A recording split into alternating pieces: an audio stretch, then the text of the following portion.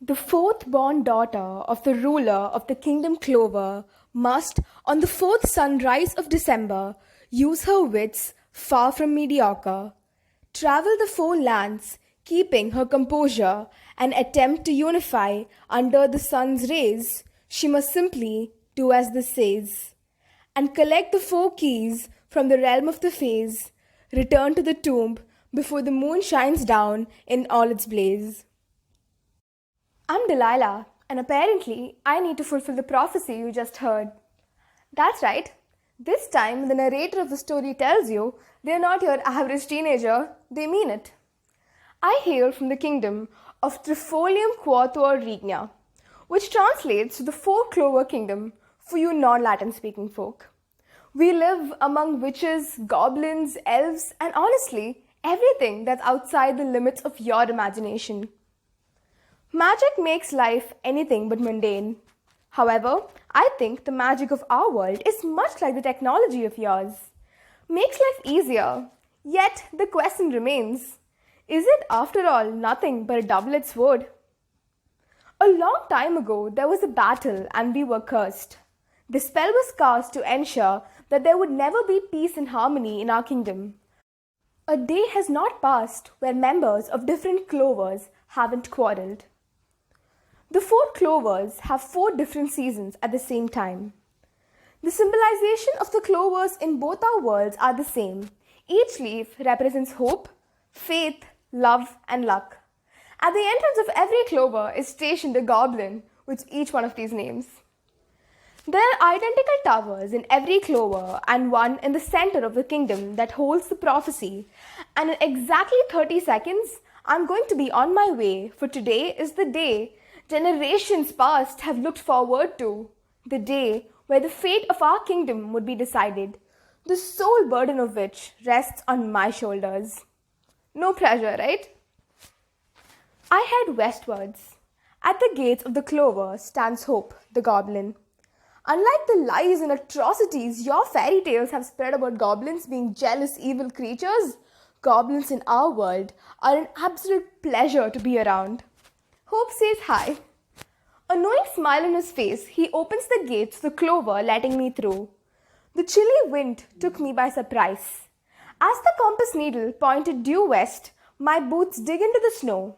My wand was strapped to my hip, just under my corset. I muttered a Latin spell. There was a movement of the land under my feet, and soon enough, my compass pointed to a different direction. As I approached, the sounds of people screaming in joy were getting louder, but they seemed to be coming from the ground. Obviously, nothing's impossible when magic exists. Recollecting the spell to transport myself, I pulled my wand out and recited. I find myself standing only a foot away from a rave. Almost as if I was told what to do, I instinctively knew I had to find the fairy from amidst the crowd.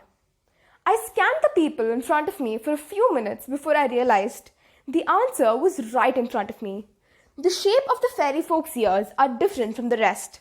However, this posed a problem as a lot of people were wearing huge hats. I remembered what my wise grandmother had once told me. All your senses are at your service.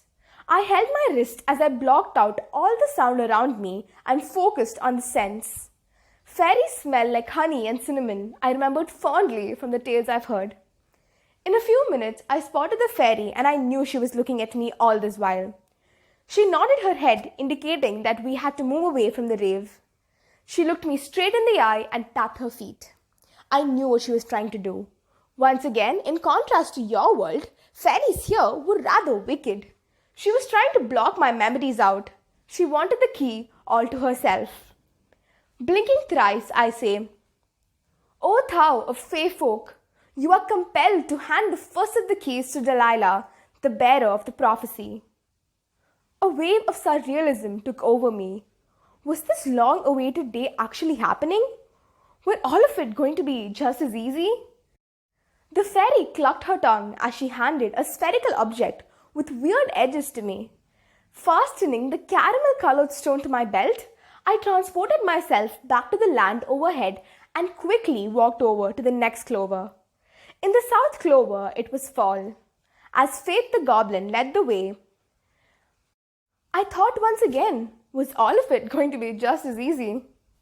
Alas, I had spoken too soon. Not a minute had passed, and I found myself standing in the eye of a tornado. The leaves that covered the ground until a second earlier were now circling around me, threatening to poke me in the eye at any given moment. I had no sense of direction, and my compass wouldn't work. With a swish of my hand, I ordered nature's forces to be at my service. Members of the royal family often had such luxuries. There was a shift in the atmosphere. Something wasn't right. I felt it in my bones. I knew I couldn't move from the eye of the tornado. You'd know that too, wouldn't you? It was the part of the tornado where the pressure was the least. I could, however, move the tornado with me, and with another flick of my wand, now using it like handlebars on a bicycle, I moved where the wind would take me. I recited the spell that I had before, and after shutting out my sense of smell and sharpening my hearing, I could hear the cackle that could only be heard from the Fey folk. It's true, I thought to myself as I tried to locate her. It's true that appearances can be deceptive. Fairies might as well be the most beautiful creatures you'd ever come across, yet their hearts yearn for nothing but someone else's misfortune. Oh, hit pause on the philosophy already, I reminded myself.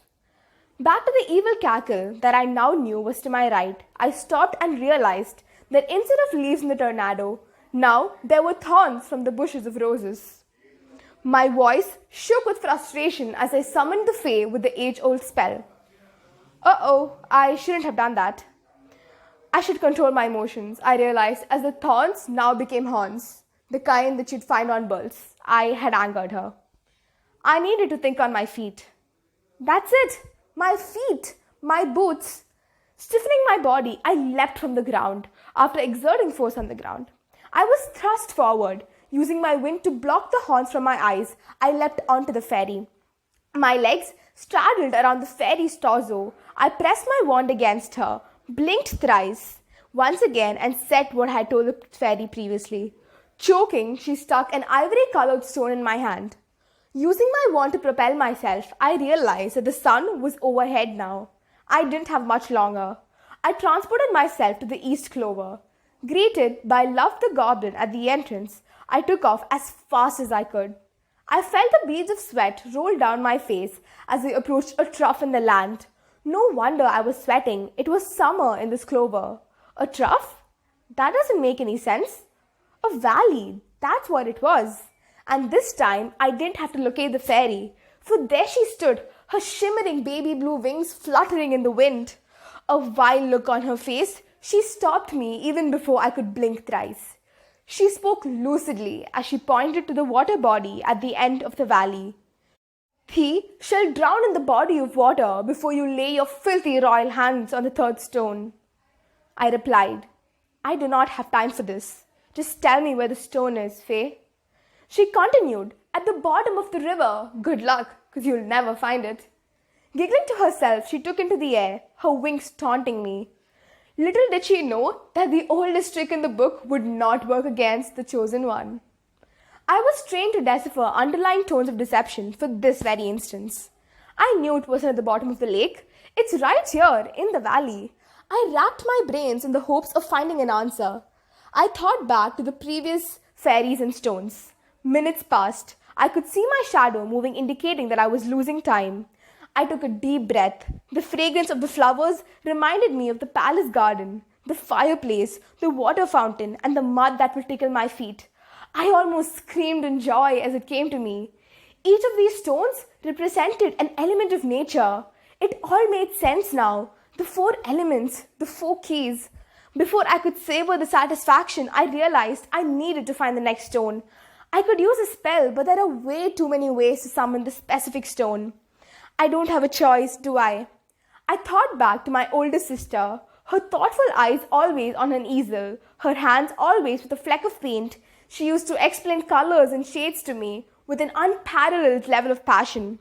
I began reciting the spells with different hues of blue. Cobalt, Arctic, Indigo, Azure, with no luck. I was tired, rushing to the lake to quench my parched throat.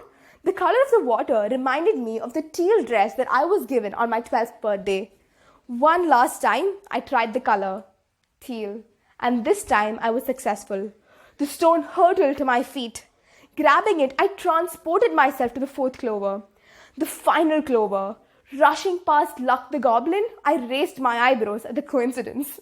All I needed now was some luck. I didn't have much time. To my left, I could see the sun now. Dusk was fast approaching. In front of me stood a large volcano. I could hear the lava bubbling inside of it. There were only a few people around. I didn't have to shut out any of my senses at this time. I spotted the fairy. Her pointy ears and perfect hair gave it away. I accosted her, blinked thrice, and recited the spell. I was in a hurry. The spell didn't have its effect. She looked at me, her eyes ablaze with only what could be best described as a fiery rage. The pieces of the puzzle fit. Fire.